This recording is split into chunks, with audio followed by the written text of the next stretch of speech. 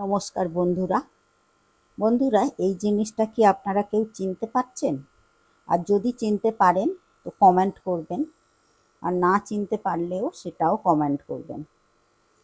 আজকের আমি এরই একটা রেসিপি করে দেখাবো, নামটা আমি বলবো না। আপনারা পুরো ভিডিওটা দেখবেন, আর যদি ভালো লাগে লাইক শেয়ার কমেন্ট করবেন, আর সাবস্ক্রাইব করে আমার পাশে থাকবেন। চলুন তাহলে আমি রান্নায় যাই, আপনারা পুরো ভিডিওটা দেখতে থাকুন। সবার প্রথমে আমি এই ফুলগুলো বোটা থেকে ছাড়িয়ে নেব। এইভাবে দেখে নেব পোকা টোকা আছে কিনা। তবে এই সময় বেশি পোকা থাকে না, যখন এই শেষের দিকটা হয় তখন এতে পোকা হয়ে যায়, ফুলগুলো ফুটেও যায় আর পোকাও হয়ে যায়। এইভাবে আমি সব ফুলগুলো ছাড়িয়ে নেব। এইভাবে ছাড়িয়ে নিতে হবে, শুধু বোটা থেকে কেটে নিতে হবে এইভাবে। এই ফুলটা ঠিক এই সময়ই পাওয়া যায়,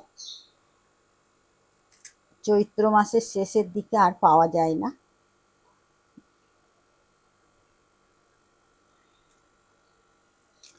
সবার প্রথমে আমি এই ফুলগুলো ভালো করে বেছে দেখে নেব। এইভাবে বোঁটা থেকে ছাড়িয়ে নিতে হবে, বোঁটাটাই শুধু বাদ দিতে হবে। এই ফুলগুলো খুবই ভালো লাগে খেতে, গরম ভাতে প্রথম পাতে যদি এই ফুলের একটা চচ্চড়ি থাকে খুব ভালো লাগে খেতে, পুরো ভাতটাই এই দিয়েই খাওয়া হয়ে যায়।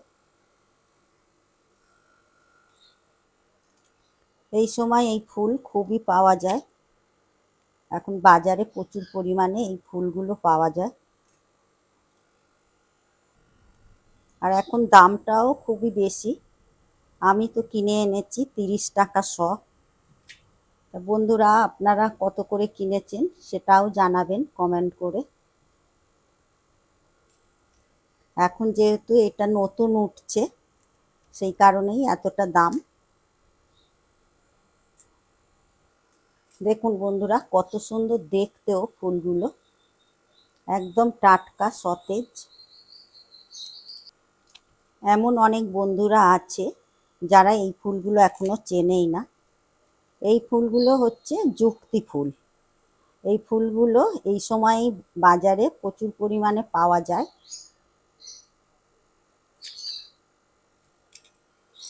যেসব বন্ধুরা এই ফুল এখনো খাননি তারা একবার হলেও খেয়ে দেখবেন কতটা ভালো লাগে, খুবই ভালো লাগে। এই একটা চচ্চড়ি হলে আর অন্য কিছু লাগবেই না, এক থালা ভাত এই দিয়েই খাওয়া হয়ে যাবে। ফুলগুলো আমার প্রয়োজন মতো বেছে নিয়েছি, এবারে আমি জল দিয়ে ধুয়ে নেব।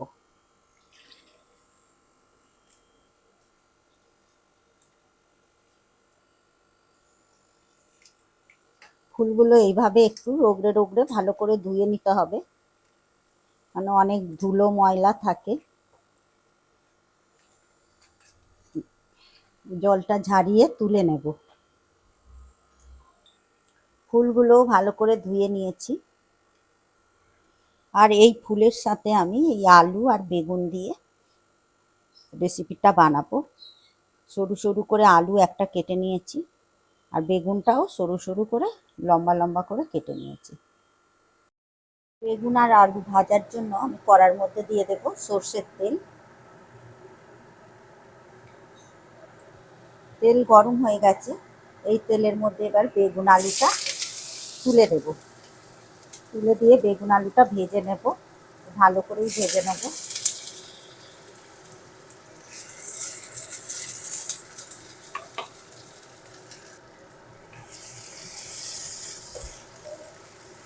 বেগুন আলুটা 2-3 মিনিট ধরে ভালো করে লাল লাল করে ভেজে নেব। এই যুক্তি ফুলের রেসিপিটা খুব একটা বেশি উপকরণ লাগে না, খুবই কম উপকরণ দিয়ে এই রান্নাটা করা যায়, আর খুব সহজ ও খুব তাড়াতাড়ি হয়েও যায়, খুব কম সময়ের মধ্যে। আলু আর বেগুনটা 2-3 মিনিট ধরে ভাজা হয়ে গেছে। এবারে আমি এর মধ্যে দিয়ে দেব স্বাদ অনুযায়ী লবণ, দিয়ে দেব হলুদ গুঁড়ো, আর ঝালের জন্য দেব লঙ্কা গুঁড়ো। দিয়ে এবার মশলাটা আলু বেগুনের সাথে একটু ভালো করে ভেজে নেব।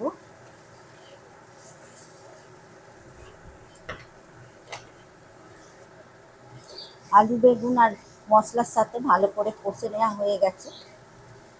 এখনই আলুটাও সেদ্ধ হয়ে গেছে। দেখুন বন্ধুরা, আলুটা সেদ্ধও হয়ে গেছে। এর মধ্যে খুব সামান্য পরিমাণে জল দেব, খুব অল্প করেই জল দেবো, যেহেতু আলু বেগুন সেদ্ধ হয়ে গেছে। বেগুন আলু চচ্চড়িটা শুকনো শুকনো হয়ে গেছে। এর মধ্যে আমি এবারে তুলে দেবো যুক্তি ফুল। যুক্তি ফুল দিয়ে একদমই ফোটাবেন না, তাহলে তেতো হয়ে যাবে। একদম এইভাবেই রান্নাটা করতে হবে। যুক্তি ফুলটা তুলে দিয়েই আলু বেগুন চচ্চড়ির সাথে ভালো করে শুকনো শুকনো করে নামাতে হবে।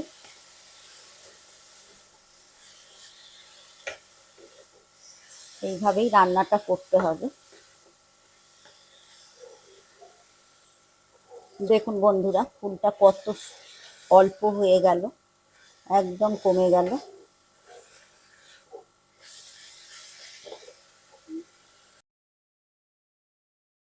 দেখুন বন্ধুরা, কত সুন্দর যুক্তি ফুলের এই চচ্চড়িটা করলাম। আশা করছি আপনাদেরও খুবই ভালো লেগেছে।